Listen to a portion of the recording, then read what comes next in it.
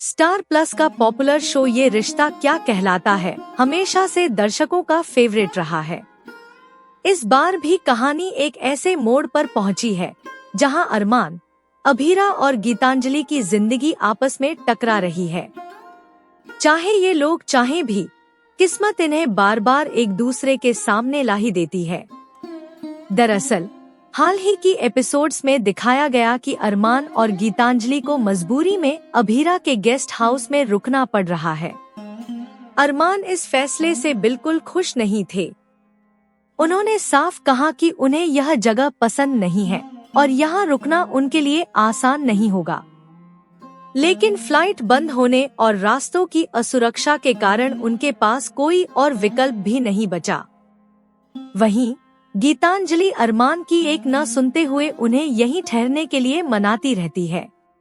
अरमान की सबसे बड़ी दिक्कत यह है कि यह गेस्ट हाउस उसी की है जिससे वह सबसे ज्यादा दूर भागना चाहते हैं, अभीरा।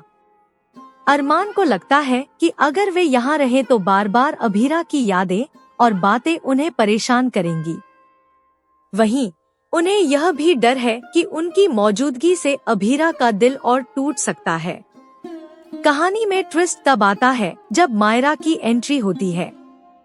मायरा अपने पापा अरमान को बहुत दिनों बाद देखती है और उनसे गुजारिश करती है कि वह इस गेस्ट हाउस में ही रुकें।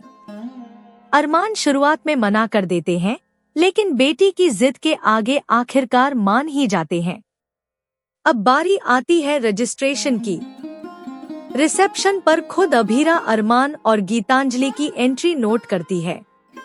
दोनों का आमना सामना होते ही माहौल अजीब सा हो जाता है।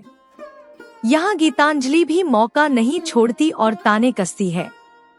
वह कहती है, शादी के बाद पत्नी हमेशा अपने पति का ही सरनेम लगाती है। उसकी यह बात सीधे सीधे अभीरा के दिल को चुभ जाती है। इस पूरे सीन में साफ दिखता है कि अरमान और अभीरा चाहे जितनी भी कोशिश करें, अतीत के रिश्तों से पूरी तरह मुक्त नहीं हो पा रहे। एक तरफ अरमान मायरा और गीतांजलि के साथ नई जिंदगी बनाने की कोशिश कर रहे हैं, तो दूसरी तरफ अभीरा अपने काम और रिसोर्ट को संभालने में लगी है।